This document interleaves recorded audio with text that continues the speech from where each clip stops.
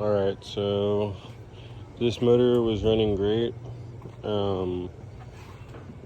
I know for sure it has a bad kill switch, but it was only giving me problems turning off the motor, but it wasn't giving me problems like starting. So this is getting replaced next. The ignition coils is just an easier job, so in my opinion anyways. So I think I'm gonna replace these two ignition coils and see if that gives us spark, because I did a quick test on the spark plugs and we're not getting spark from the spark plugs.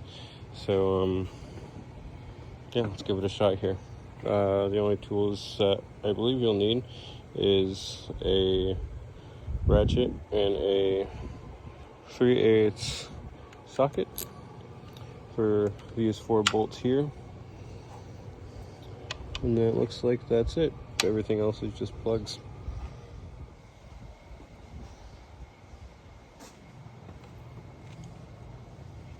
We'll hold this wire in place here. Don't mess anything up like that. Just crack that guy loose. Looks like we'll have to loosen this one first before we get to that bolt down there. Crack that loose as well. It's fine to pop that out of there.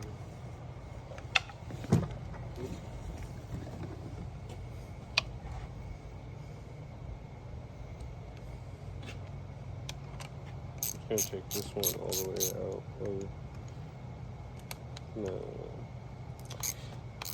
I'm gonna crack this one loose here as well.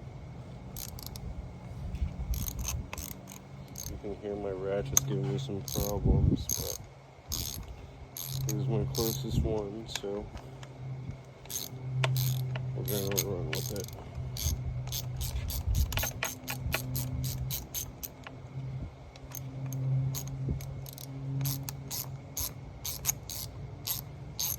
I got this motor from a guy in College Station, and I don't know much about this motor, except for it had been sitting for a year when I got it. If you could see the lower unit, you would agree that it's definitely been in salt water. But I'm not sure if these have ever been replaced or not, because it does look pretty, these do look pretty old compared to the new ones anyways.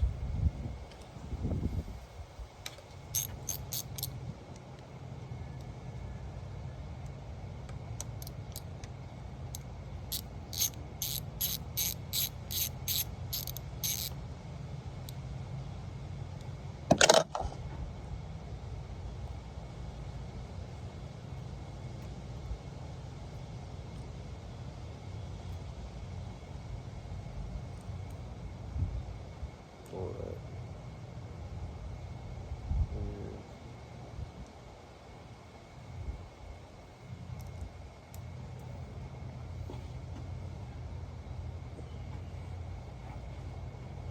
And then we're just going to pop the new ones in here.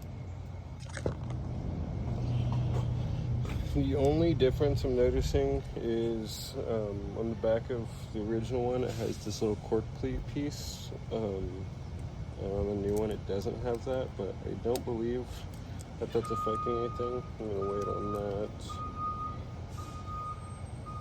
It's going in.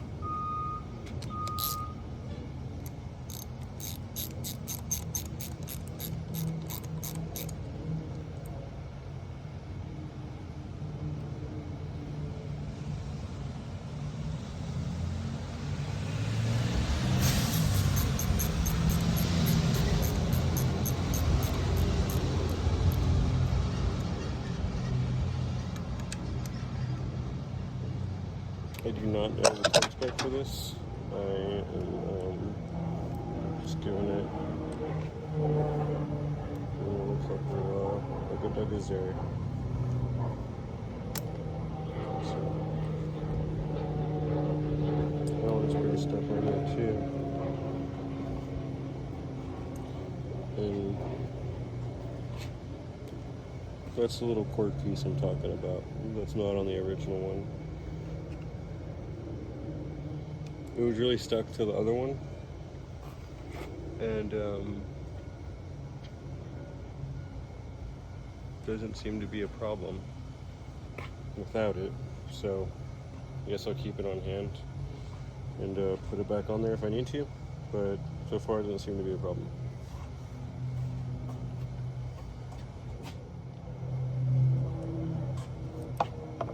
I'm gonna pop this guy back in here. One thing I noticed that I did wrong on the top bolt was I did the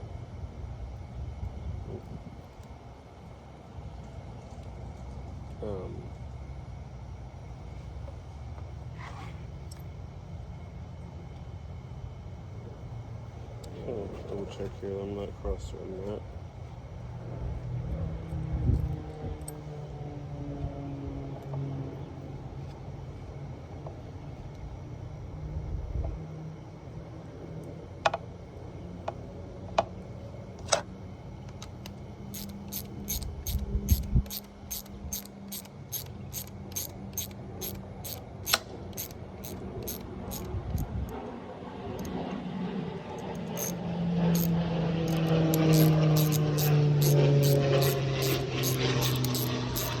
Chasing the threads a little bit because there's some crank in there. Just trying to get all that yucky stuff out of there so it threads in a little easier. I think the top one might have been had some defects because these prongs are straight on this one and they were not straight on the other one. Just Amazon special finishing foils, so fingers crossed on that part.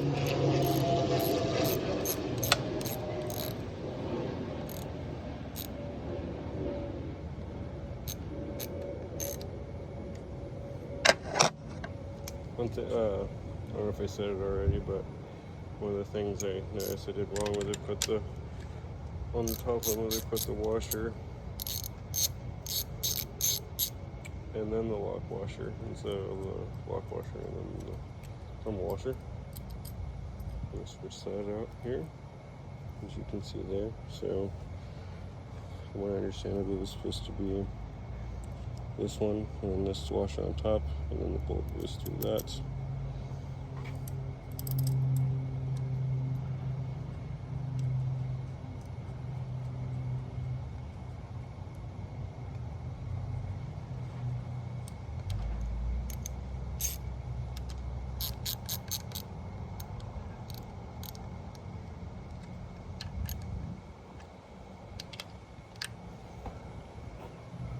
No one's not even lined up, so I probably shouldn't tighten it up yet.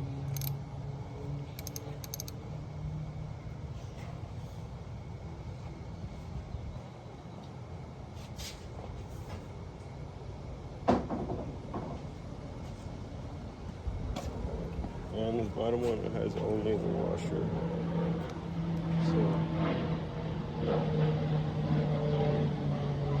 And that's like that for both, so I'm going to assume that's correct.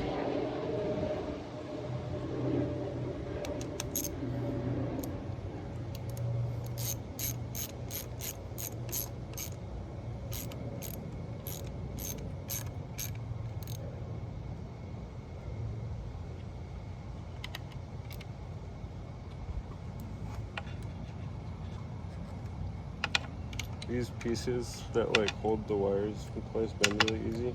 So you just pop your wires in place. And obviously this one's metal coated.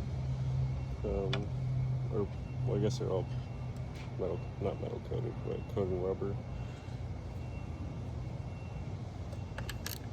But they don't short out or anything, but obviously this is just a water line.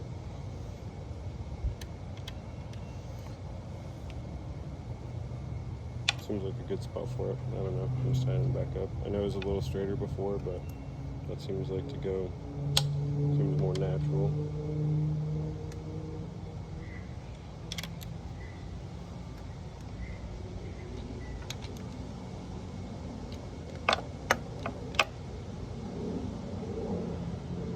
Oh yeah, and I can easily accessible. So this one, these wires, one's longer than the other.